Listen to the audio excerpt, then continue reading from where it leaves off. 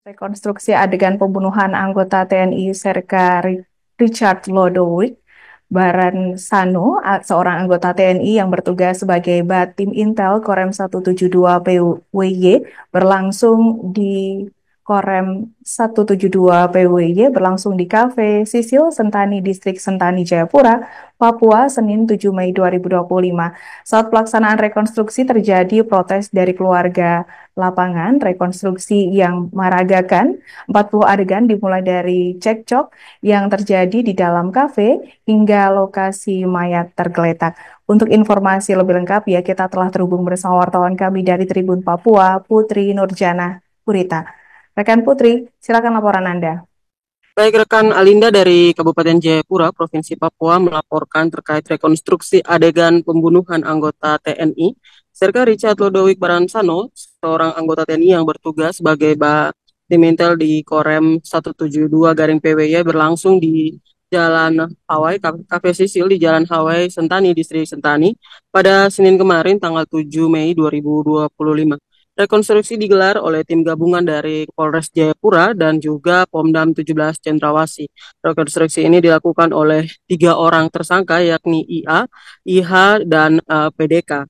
Kanitidum Satreskrim Polres Jayapura, Iwayan Dada Yogiantara mengatakan bahwa saat pelaksanaan rekonstruksi terjadi protes dari anggota keluarga di lapangan. Konstruksi yang diperagakan sebanyak 40 adegan dimulai dari cekcok yang terjadi di dalam kafe hingga di mana lokasi mayat tergeletak. Menurut Wayan, penikaman dilakukan sebanyak 6 kali tusukan di tubuh korban menggunakan 3 alat yakni kikir, pisau, dan keramba atau sabit. Korban meninggal akibat banyak darah. Hal itu disampaikan didampingi oleh Kapolres Jayapura AKBP Umar Nasatekai ketika ditemui di ruangannya pada Kamis kemarin tanggal 9 Mei 2025. Alinda dan juga Tribuners, penetapan tersangka sebelumnya Wayan mengatakan bahwa penetapan tersangka IA yang mendapat uh, keberatan dari anggota keluarga, menurutnya itu adalah hal yang sah-sah saja dilakukan. Namun penetapan tersangka dilakukan sesuai dengan pasal 184 ayat 1 bahwa minimal 2 alat bukti status seseorang bisa dinaikkan menjadi tersangka. Kemudian alat bukti yang didapat juga dari rekaman CCTV, hasil visum maupun saksi-saksi dinilai telah mencukupi unsur penetapan IA sebagai status tersangka. Setelah rekonstruksi tersebut, menurut Wayan pihaknya akan menunggu petunjuk selanjutnya dari kejaksaan. Menurutnya berkas ini sudah masuk pada tahap pertama dan tersangka sudah ditetapkan yakni IA, IH, dan PDK. Sementara itu, istri korban Maria Matilde mengatakan bahwa saat mendapat informasi korban meninggal, dia langsung menuju ke rumah sakit untuk melihat kondisi jenazah yang terbaring di rumah sakit. Maria mengatakan bahwa ia juga ikut memeriksa kondisi tubuh dan menurutnya di sana ada 9 luka yang mana kondisi korban saat itu hanya memakai celana dalam. Menurutnya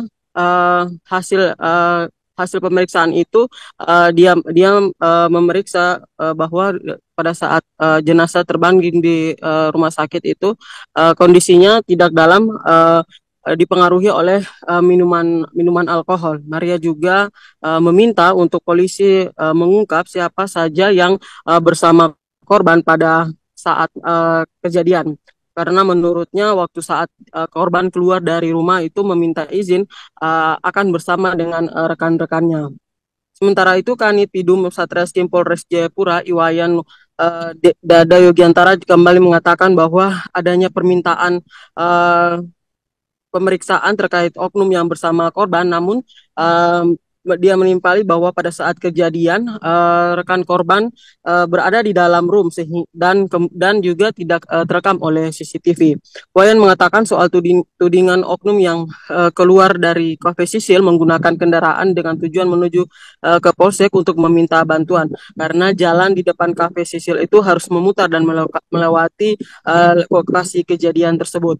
Wayan juga mengungkap sesuai dengan hasil visum luar bahwa tidak bisa dipastikan juga apakah korban saat itu dipengaruhi oleh minuman keras atau tidak. Menurutnya pihaknya sudah menawarkan kepada keluarga korban untuk melakukan otopsi, namun ditolak oleh keluarga. Menurutnya kemungkinan ada pelaku lain, kata Wayan, pembunuhan menggunakan alat ini bisa menumbangkan uh, satu orang besar, apalagi dikeroyok yang tidak lebih dari satu orang.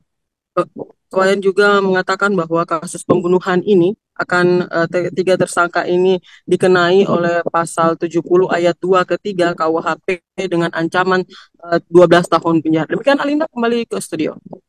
Baik, terima kasih rekan Putri untuk laporan Anda dan selamat bertugas kembali Tribuners. Melengkapi keterangan kami, berikut wawancara bersama Ibda Iwayan Dada Yogiantara, Kanit Bidum Satreskrim Polres Jayapura. Berikut tayangannya. Kita dari tim gabungan, ada dari TNI Polri, melakukan rekonstruksi secara umum berjalan dengan lancar. Walaupun ada sedikit protes dinamika di lapangan.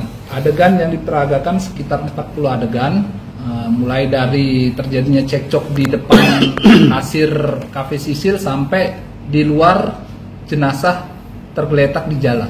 Terkait dengan oknum tersebut kita sudah lakukan pemeriksaan, namun pada saat kejadian oknum tersebut ada di dalam room sedang nyanyi, jadi tidak termonitor dan dikuatkan oleh CCTV pada saat itu.